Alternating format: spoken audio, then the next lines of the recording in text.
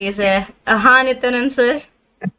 आए सुनील सर की लाइन सुन के मुझे भी कुछ पंक्तियां याद आ रही हैं।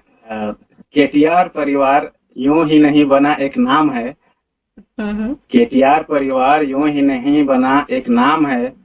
हर रिश्ते में बसता है मोहब्बत का पैगाम है। यहाँ हर दिल दूसरे के दर्द को है समझता। तभी तो हर चेहरे पर दिखता सुकून और मुस्कान है। थैंक यू क्या सर, बात। Thank you so much. बिल्कुल।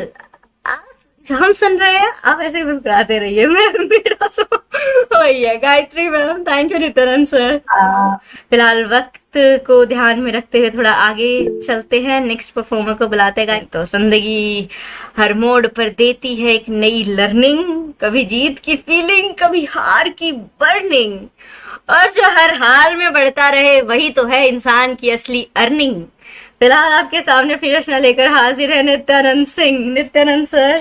सबसे पहले तो केटीआर टीम को बहुत बहुत शुक्रिया, जिसने अपनी आवाज को यहाँ पे रखने का मौका दिया।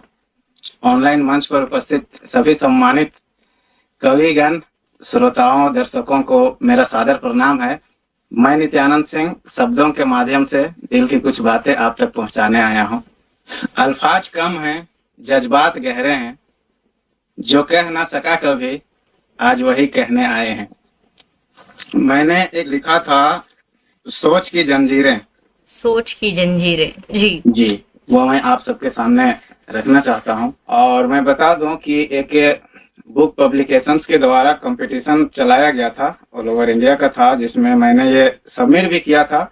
और ये कविता मेरा 5th रैंक पे आया था। कंग्रेट्स। कभी कभी हम कैद होते हैं दीवारों में नहीं, अपनी ही सोच की जंजीरों में। कभी कभी हम कैद होते हैं दीवारों में नहीं, अपनी ही सोच की जंजीरों में।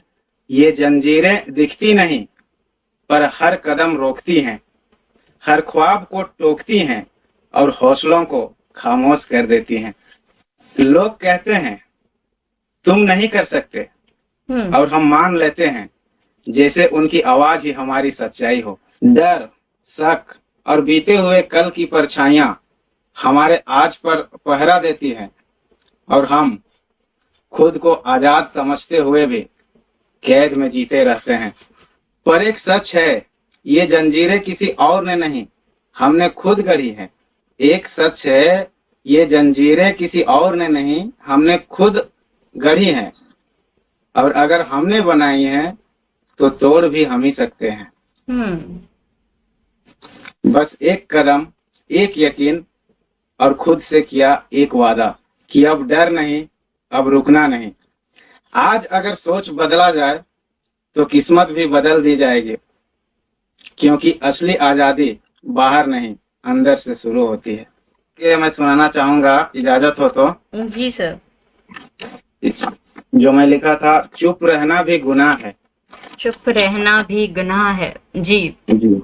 जब अन्याय की आग जलती है और सच कहीं अंधेरों में पलती है,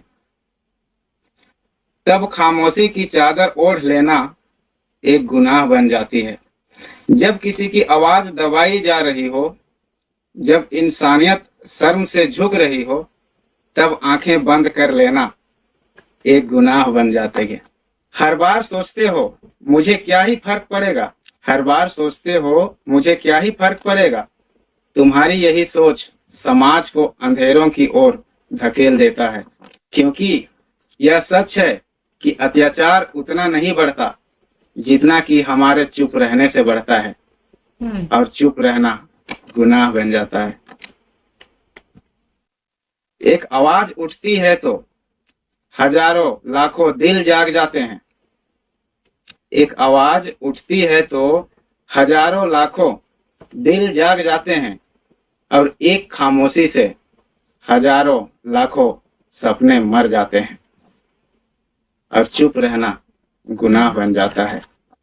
मत डर उस झूठी भीड़ से जो गलत को सही ठहराती है। तुम मत डर उस झूठी भीड़ से जो गलत को सही ठहराती है, उसे तो उस खामोशी से जो तुम्हें अंदर ही अंदर खाई जाती है। तू बोल, क्योंकि तेरी आवाज किसी की उम्मीद बन सकती है। तू लड़, क्योंकि तेरी हिम्मत किसी की जिंदगी बदल सकती है। याद रखना, हर अन्याय के सामने झुक जाना इंसानियत का अपमान होता है, और सच जानते हुए भी चुप हो जाना सबसे बड़ा गुनाह बन जाता है, और चुप रहना गुनाह बन जाता है। शुक्रिया। बहुत खूब नित्यानंद सर, जिस सहजता से और जितनी सरलता से इतनी गंभीर बातें आपने यहाँ रखी हैं, बहुत बहुत शानदार। रोशनी मैम। ऐसा लगा नहीं बिल्कुल कि सर को हम पहली बार सुन रहे हैं। बहुत अच्छा लगा, एकदम जो भावनाएं, जो चीजें बोली। हाँ, इंसान कुछ कभी होता है ऐसी सिचुएशन इंसान की लाइफ में आ जाती है कि इंसान इतना इस स्थिति में पहुंच जाता है। तो अच्छा लगा सर, थैंक यू।